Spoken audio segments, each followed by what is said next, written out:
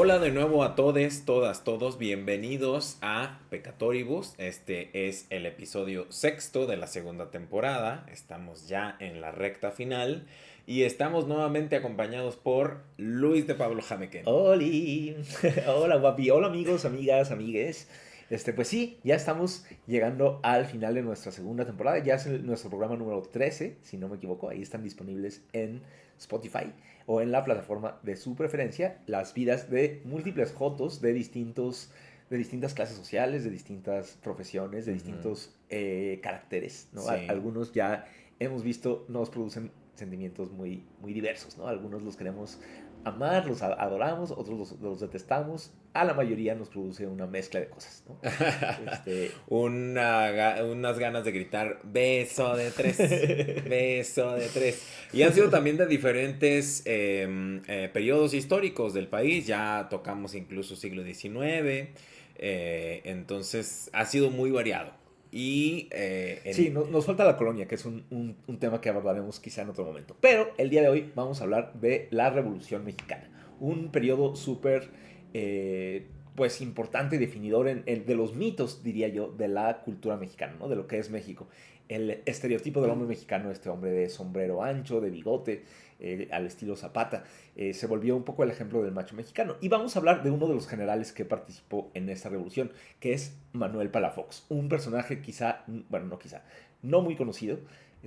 Hoy en día realmente casi nadie, más que los especialistas en la historia del zapatismo, saben de Manuel Palafox, pero ujú. yo considero que es un personaje muy interesante, joto, que vale la pena reivindicar, recordar y darle visibilidad. Sí, Joto así soterradón. Soterradón. Pues era imposible no serlo Sí, en 1910, sí. 1915.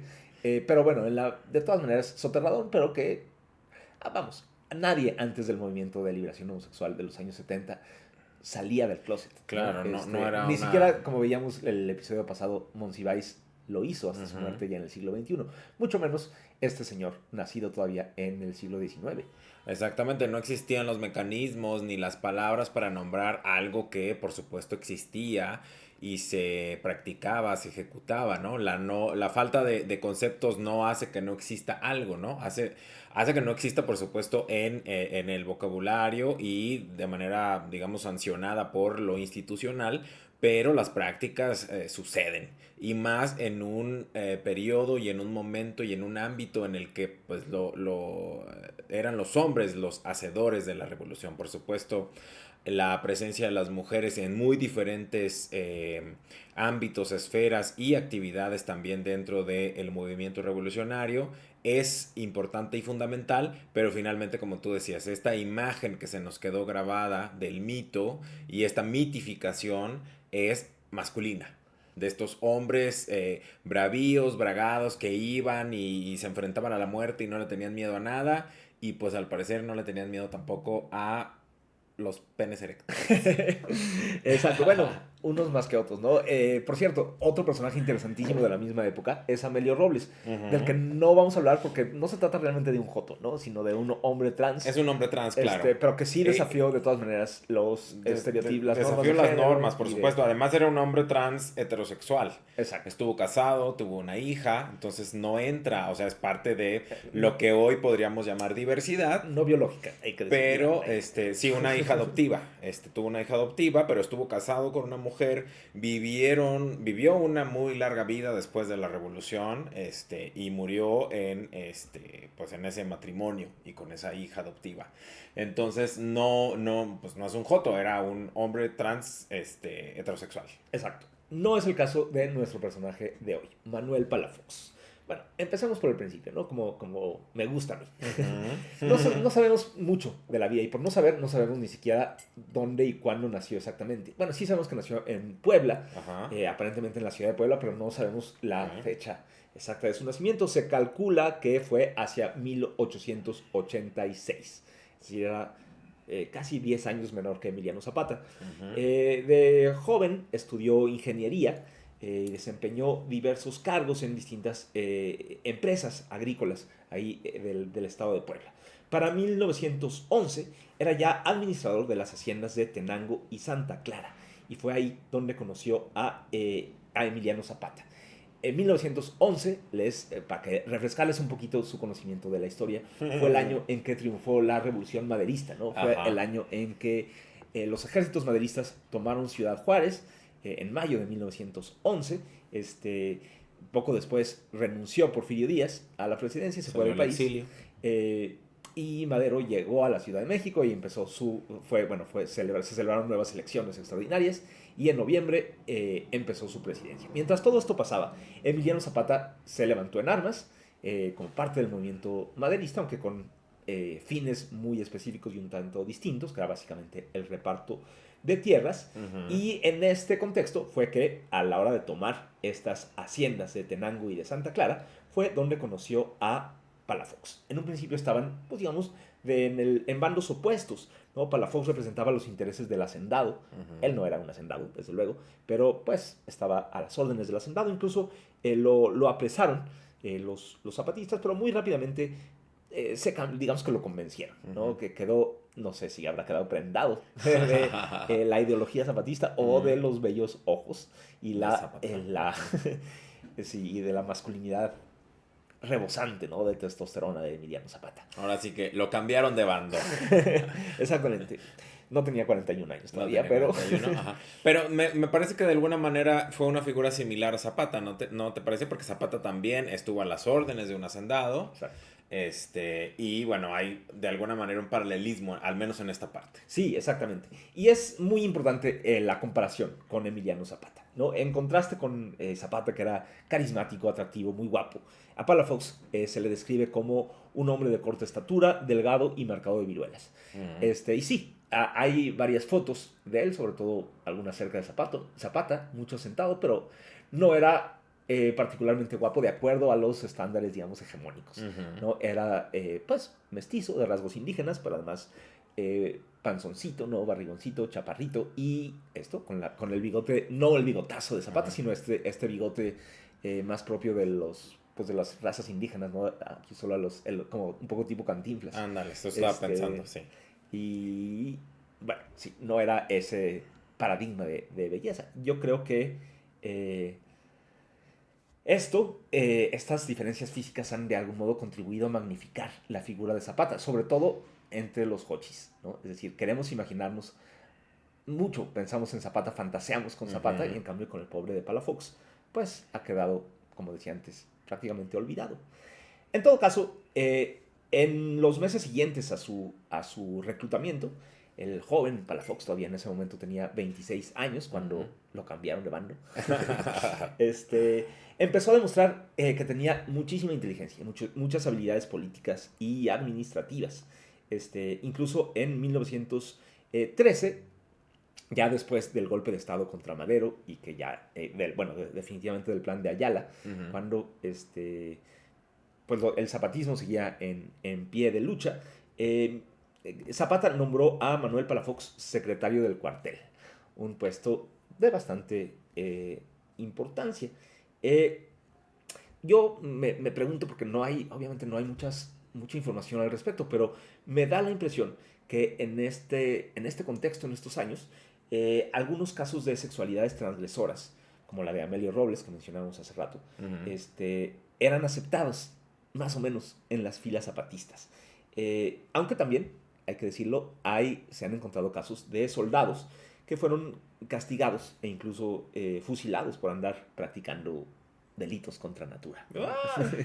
Que sí, el zapatismo de modo general también fue fue de las facciones más abiertas a integrar militarmente a las mujeres. Ahí sí, como mujeres cis, fueron las que llegaron a un rango más alto, ¿no? A lo mejor en otras facciones se daba también esta participación bélica de las mujeres, pero a lo mejor no les daban grados. Y en el zapatismo, de modo general, sí se hacía el reconocimiento. Exacto. Y pues como hemos dicho, si bien en este caso no se trata de una transgresión de género, sino más bien de orientación o preferencia sexual, pues las dos cosas no se pueden separar, ¿no? En general, ser tolerantes o tener una mentalidad abierta en el tema del género, de la feminidad, tanto de hombres afeminados como de mujeres, pues no está muy separado a ser menos homofóbico.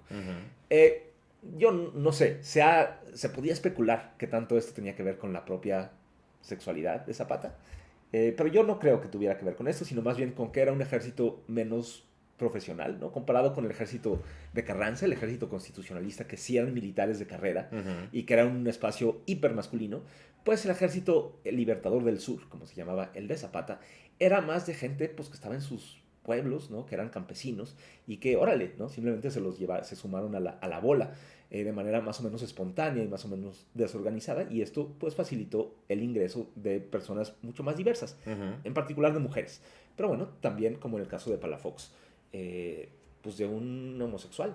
¿Y por qué digo que era homosexual? Desde el principio, desde esta época, ¿no? Desde la época en que, pues justo en diciembre de 1914, los zapatistas entraron a la Ciudad de México, ya para ese momento, Palafox era visto con desconfianza, es lo que tenemos por sus compañeros de lucha, porque tenía maneras más o menos afeminadas, Ujú. que no tantísimo, pero bueno, de todas maneras resultaban muy notorias en ese ambiente pues Claro. hipermasculino, ¿no? De la revolución, pero sobre todo por su estilo de resolver conflictos, ¿no? En vez de agarrarse a balazos, como lo hacían la mayoría de los caudillos revolucionarios, él prefería la negociación, a veces también la intriga, no andar diciéndole, hablando con uno, hablando con otro, por detrás, con la mano izquierda. Estas actitudes en algunos momentos eran consideradas poco viriles, ¿no? Como Ujú. actitudes más bien femeninas. Por esa razón, en esa época le empezaron a decir con el apodo que lo acompañaría toda su vida, que es el del ave negra, ¿no? Como un personaje medio de mal agüero, pero sobre todo esto, ¿no? Que no es no es alguien que guerrea de frente, ¿no? De una Ujú. manera viril y masculina, sino que, pues, pacta, intriga, no sé. En todo O sea, era caso, estratega, vaya. exacto. Y un estratega no tan militar, sino más bien político. Ujú. Porque sí, o sea, y eso sí es muy importante. La inteligencia política de Palafox era enorme. Y esto, a pesar pues de estos buleos por su estilo, digamos, por sus maneras más bien femeninas, lo fueron ir ascendiendo en el campo de los zapatistas, ¿no? Como decía, en diciembre de 1914, Pancho Villa y Emiliano Zapata entran a la Ciudad de México, ¿no?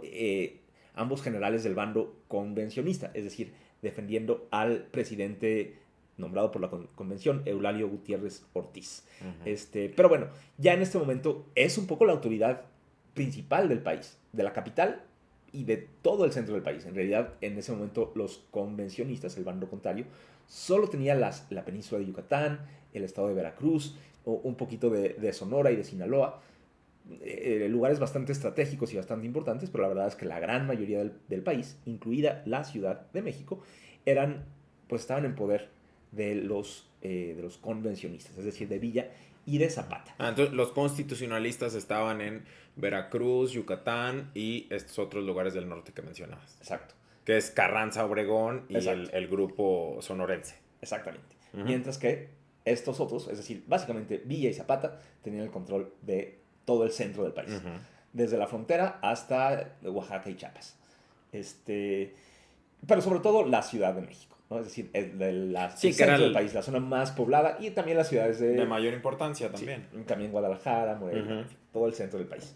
Este, y bueno, en este momento, Manuel Palafox es nombrado nada menos que secretario de Agricultura y Colonización por el presidente de la convención, Eulalio Gutiérrez. Ujú. Este es un cargo muy importante, considerando pues que el centro, ¿no? de la lucha zapatista, el fin principal era la tierra, ¿no? El reparto agrario. Así que Ujú. nombraron secretario de Agricultura, por cierto, lo de colonización, no crean que tenía que ver con conquistar a pueblos menos desarrollados o algo así. No tenía nada que ver con el colonialismo, sino simplemente con, pues, o es una palabra que se usaba en general en el siglo XIX y todavía en estos momentos de principios del XX para hablar de ir poblando y cultivando tierras que antes estaban pues eso, sin Sin cultivar. usar. Ujú. Ajá.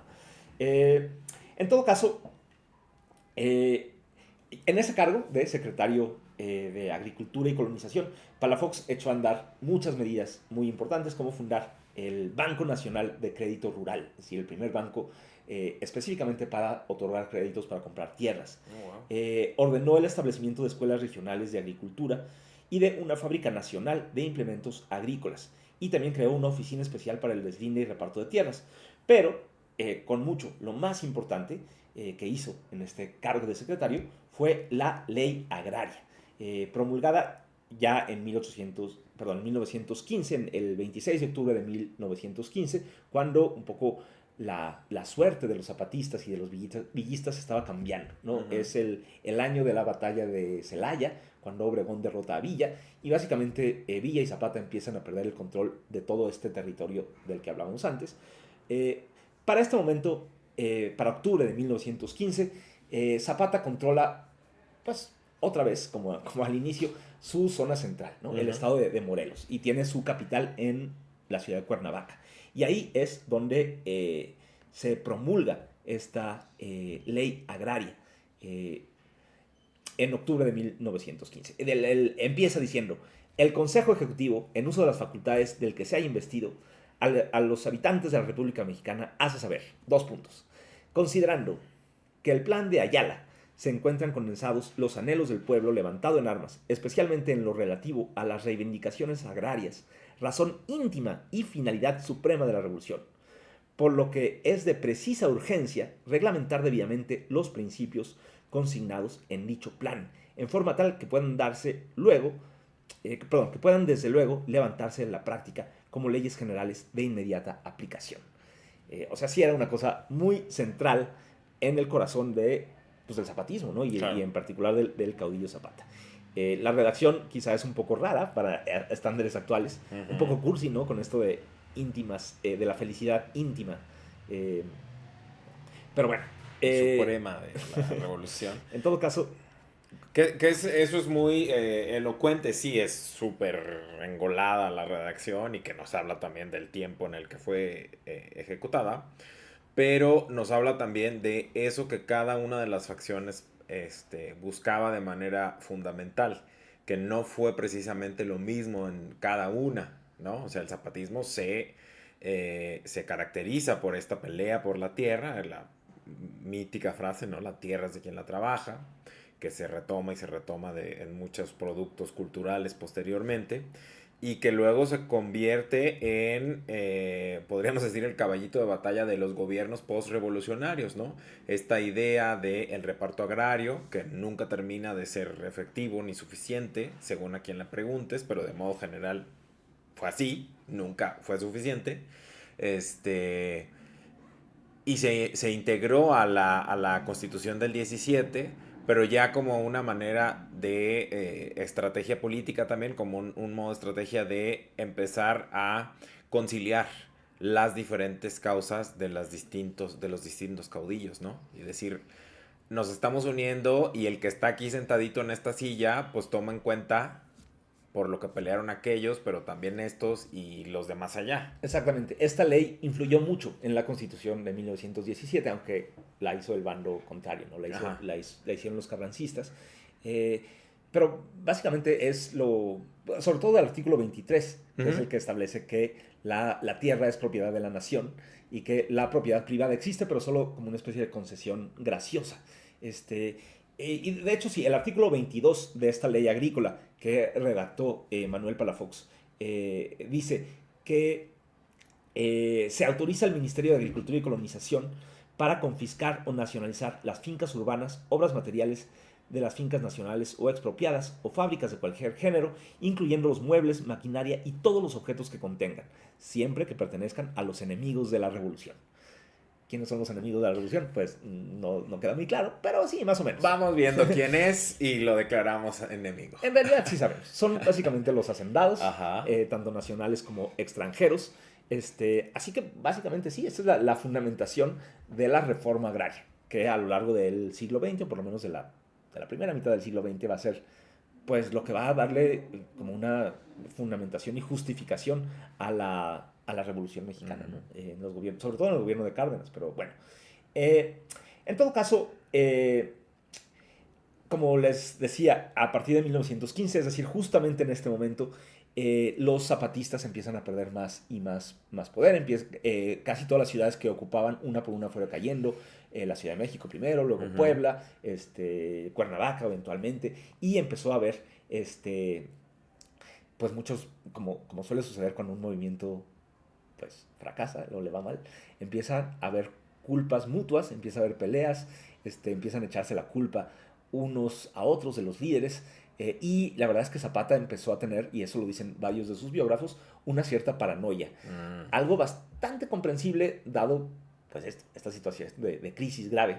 Un poco similar, bueno, a la que estaba teniendo Pancho Villa en la misma época. Ujú. Pero bueno, en todo caso esto se manifestó en una especie de purga de sus propios, de sus aliados, ¿no? Quizá el caso más conocido es el de Otilio Montaño, del cual se dice fue él el que redactó el plan de Ayala, que se distanció de Zapata, se le hizo ¿cómo se dice? Un juicio militar, Ujú. un estado de guerra, y acusado de traición, en el que, por cierto, participó Manuel Palafox de manera importante y fue encontrado culpable y fusilado en mayo de 1917. Eso es algo que los zapatistas o los fans de Zapata o del zapatismo y particularmente de Otilio Montaño no le perdonan a Manuel Palafox, ¿no? El haber participado de algún modo pues en la purga y en la ejecución eventual de uno de los héroes, ¿no? Que era Otilio Montaño.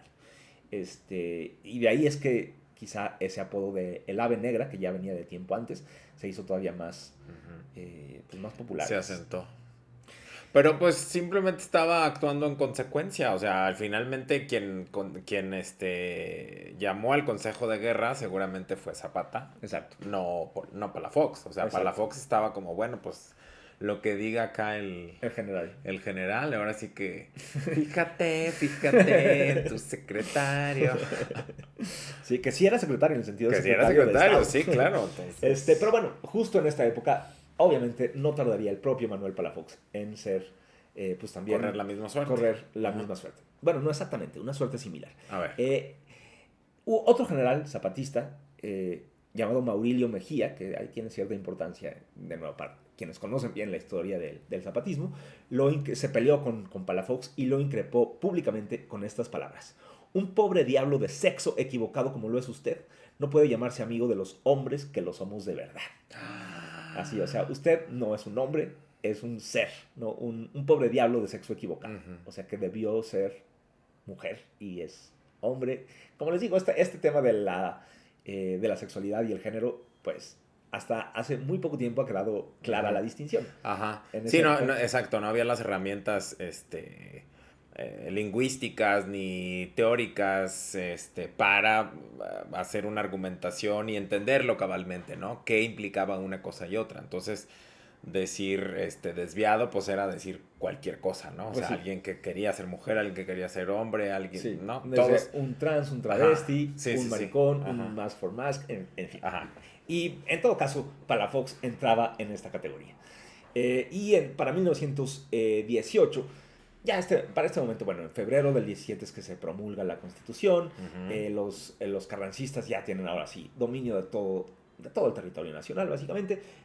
Zapata y los zapatistas apenas son ya una banda, pues, guerrillera, un poco más, que opera simplemente en el estado de Morelos, ya sin posesión ni siquiera de ninguna ciudad Sí, importante. eso suena de influencia directa. Exacto. Ujú. Ahí más o menos intentando defenderse. Y Zapata, de nuevo, cada vez más, pues estresado, sospechando de traiciones y además sospechando con razón. Cabe decir que no es una paranoia completamente loca ni irracional, porque Ujú. efectivamente, tarde o temprano va a ser víctima de una traición y justo lo van a matar a traición en la hacienda de Chinameca en Ujú. 1919. Pero bueno, antes de esto, pues ahora sí el tema de la sexualidad de Palafox, que hasta ese momento pues, no había sido un problema, ¿no? Era un secreto a voces, se Ujú. sabía que era así rarito, pero era muy inteligente, era muy útil para la causa y pues se le perdonaba, se le Ujú. aceptaba. Pero ya para 1918 la cosa no es lo mismo. Ya no es un secretario de Estado porque ya no tienen un Estado. Ya Ujú. no es, pues, ya no es más que el enemigo al que quizá el propio Zapata culpaba un poco de haber de haber hecho matar a su amigo Otilio Montaño.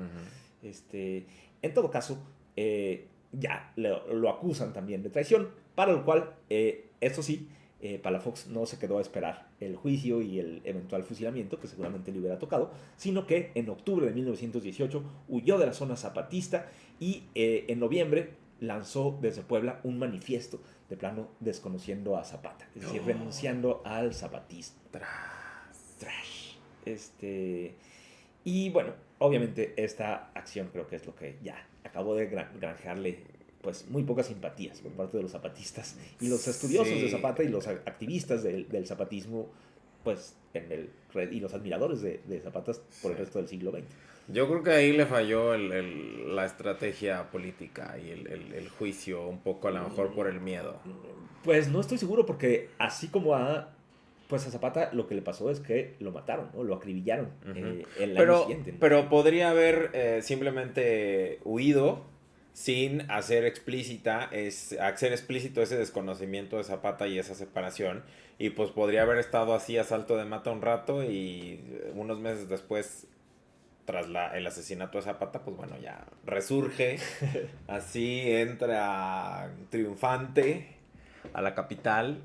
Claro, lo que él quería en el fondo, y pues sí, aquí toca la parte en que no vamos a endiosar ni idealizar a nuestros personajes. Lo que él quería en el fondo era no perder la influencia Claro, política que había ajá. tenido y quedar bien con los que estaban ganando, es decir, con Ajá. Carranza. Por eso es que el 6 de agosto del 19 lanza el Plan de Milpa Alta, ¿no? Acá en el sur del Distrito Federal, todavía no en la Ciudad de México, pero sí Distrito Federal.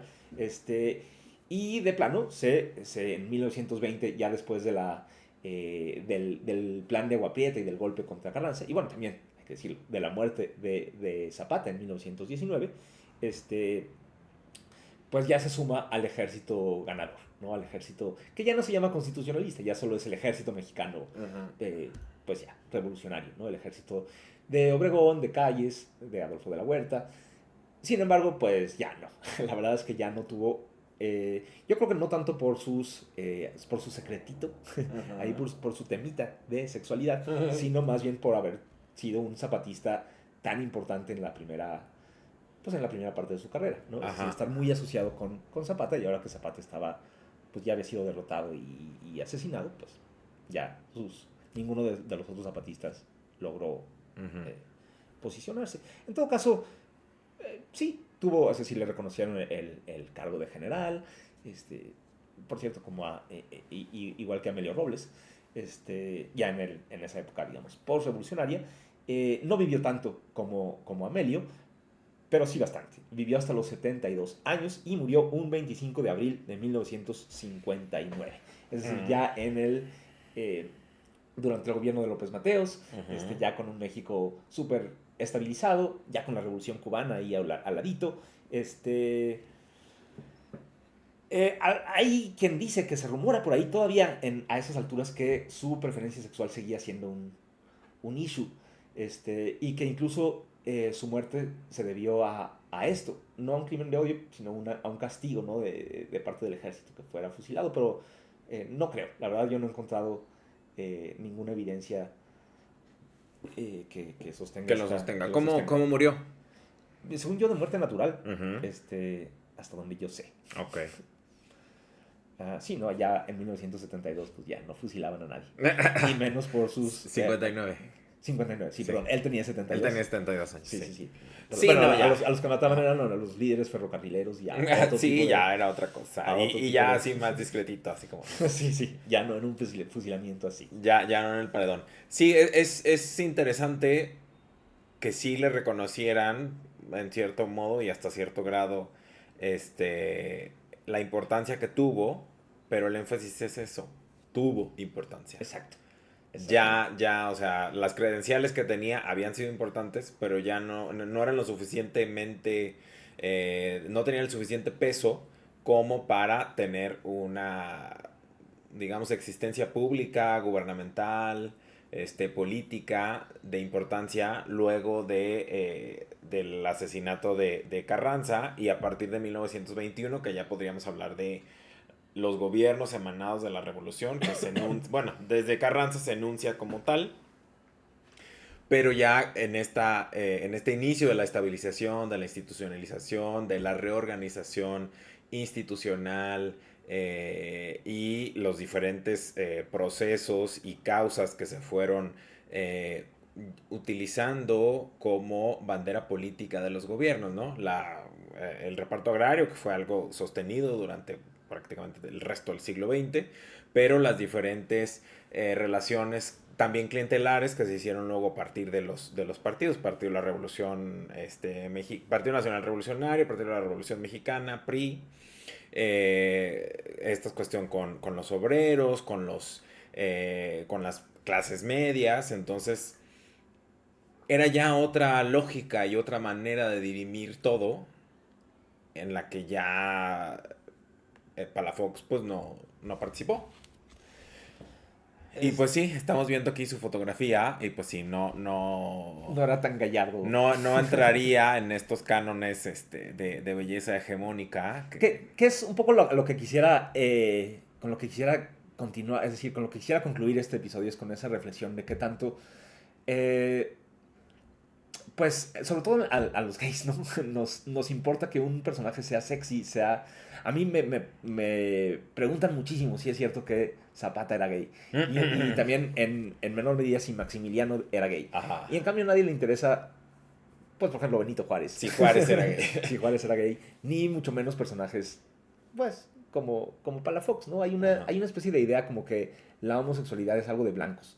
Y es un poco de blancos y de guapos. Y de guapos. Ajá. Es un poco algo que, un poco el espíritu de este podcast va en contra de eso, ¿no? El hecho de centrarnos en México, en el sur global, ¿no? Era decir, la homosexualidad no es algo de Europa, no es algo de Estados Unidos, sino es algo que ocurre en todas las razas, en todos los países, y que lo que pasa es que se silencia, bueno, como tantas otras cosas, en los grupos marginales, en los grupos subordinados, pero también, aunque también curiosamente, el discurso revolucionario fue de decir, el verdadero pueblo de México, es decir, los indígenas, los campesinos, los trabajadores, no hacen esas cochinadas, ¿no? Sí, claro, porque era justamente ir en contra del afrancesamiento, entre muchas comillas, bueno, afrancesamiento real en muchos aspectos durante el periodo porfirista, pero afrancesamiento en el sentido de, o como sinónimo de, amaricamiento de los hombres, ¿no? Que está desde las... no enunciado como tal, pero sí un poco latente desde las novelas de Tomás de Cuéllar, de José Tomás de Cuéllar, Exacto. y en la novela del baile de los 41 de 1906, en la que está muy claramente puesta esta contraposición que justamente ponías tú, o sea, el pueblo, acá no hay tanto una presencia de un pueblo originario, indígena, pero sí de el trabajador citadino, de una clase baja, pero que tiene su habilidad y su fuerza viril puesta en el trabajo para salir adelante y ser alguien, no recuerdo la redacción, también muy engolada de la redacción, pero finalmente es algo así como de ser alguien en la vida, ¿no? Ser reconocido por la sociedad por estas cualidades que sí tenía a partir de ser un hombre, en toda la extensión de la palabra, que además era un hombre que trabajaba, que salía a ganarse el pan y a librarse, podríamos decir, de las cadenas de su condición de nacimiento para superarse, ¿no? En esta idea de movilidad social un poco perfilándola. Pero pone a un personaje bajo esa descripción en oposición a Mimi y Ninón, que Exacto. son los varones afrancesados de la élite porfiriana que están bastardeando a la naturaleza, que perdieron el rumbo y que están haciendo que el país esté como esté. O sea, es culpa de esos que perdieron el rumbo que el país lo haya perdido. Exacto. Algo que digamos, se concretizó, quizá el ejemplo más claro del ejemplo de estos fifís, de estos lagartijos afeminados y afrancesados, era Ignacio de la Torre, que además era conocido, había sido jefe directo de Zapata, por eso también da un poco como de morbito, ¿no? Imaginarnos a estos dos hombres, uno blanco, uno moreno, uno trabajador, el otro hacendado, teniendo una relación apasionada y erótica que ha dado incluso para películas pornográficas. Sí.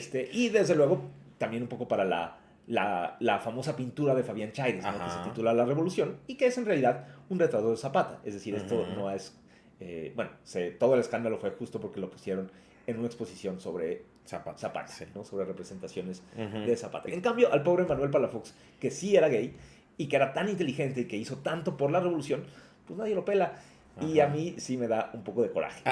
Yo Sí, sí recuerdo. tengo esa bandera. Exactamente. Sí, recuerdo justo que en el episodio sobre Ignacio de la Torre, tú mencionabas esto, mencionabas de manera tangencial a Palafox, que ahora estamos haciéndole justicia con este episodio, y si decías, bueno, Ignacio de la Torre, pues no hizo nada, Ajá. más que ahí aparecer en un chisme que le hemos estirado la liga un montón para justamente hacer lo que haya tenido un romance, entre comillas, con Zapata y o que se haya besuqueado con alguien con un corsé muy apretado en una fiesta de noviembre de 1901. Realmente es mucha conjetura y aunque acá con Palafox no hay digamos fuentes documentales escritas porque pues tampoco se iba a poner a escribir Sí, no, cartas claro. que quién sabe si iban a llegar al remitente o al destinatario, perdón, o si se iban a perder o iban a caer en manos enemigas o lo que sea. O sea, por más confianza que le tuviera al destinatario de su carta, Sí, no, estaba no muy, se iba muy a poner a peligroso. hablar de eso. Era muy peligroso justamente por la inestabilidad de los servicios postales y por la propia situación en la que se encontraba, ¿no? Tampoco iba a Entonces, llevar un diario íntimo de, querido ajá. diario, hoy me besuqué Ajá, sí. Hoy me al fui cabo. al Ahí. cabo, exactamente, a mi coronel. O sea, es ilógico pensar que podría haber un documento. Y Pero sin sí, embargo, hay muchos indicios. exacto, sin embargo, tampoco lo hay de Ignacio de la Torre. Tampoco lo ¿No? hay, Es decir, exacto. Ajá. tampoco Ignacio de la Torre escribía cartas de amor, Ajá. ni simplemente tenían lo mismo. Es decir, chismes dado a pues, a su comportamiento muy afeminado. Ajá. Su Su performance performance de de género, género, exacto. exactamente. Y sin embargo, pues no ha habido ninguna película en donde alguien como Poncho Herrera interprete a Manuel Palafox. O, cuanto que no, Poncho Herrera, alguien más realista, alguien más parecido a Manuel Ah, Palafox, pero ¿quién podría ser? no sé, pero en todo caso, Tenoch Huerta. ándale. Quizá alguien más gordito, alguien menos sexy. Bueno, es alguien que es un actor del método, que se echa unas hamburguesas y ya gana un poquito de carnita y Manuel Yo Palafox siento del cine. que sí, o sea, debemos tener referentes los hochis mexicanos más, pues más reales y Diversos en todo sentido. diversos en todos sentidos, exactamente. Ujú. Y sobre todo, Corporalidades, tonos de indagar piel. más. La verdad es Ajá. que yo no soy experto en este tema, y creo que muy poca gente lo es porque no es un tema no es un personaje sexy en ningún sentido, ¿no? No es un personaje que suscite, vamos, ni rumores. Ujú. Sí, Este, y los últimos 30 años de su vida los pasó en la oscuridad prácticamente. O exacto. sea, de 1921 al 50, bueno, más de 30 años, al 59. Pues cuántos años estuvo ahí vegetando, ahora sí que durmiendo el sueño de los justos, de, esos que hicieron la revolución, pero, Sí, un ¿no? poco un destino no muy distinto al de Amelio Robles, bueno, más o menos. Amelio Robles, Ajá. digamos que fue rescatado, sobre todo por Gabriela Cano. Ujú. Bueno, ya en su época le hicieron un par de reportajes, ¿no? Mientras estaba vivo. Sí, Pero, pues a Palafox no, y menos centrándose en su sexualidad, que claro, además en esa época, o sea, hasta antes del 59, pues seguía ujú, siendo un tabú, ¿no? Es decir, claro.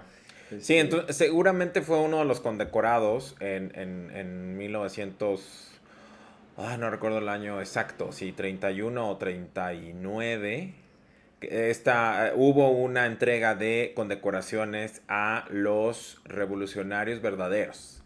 Entonces se establecieron dos periodos. Quienes habían participado en la revolución entre 1910 y 1911 como primer periodo y luego de 1913 a 1915 me parece.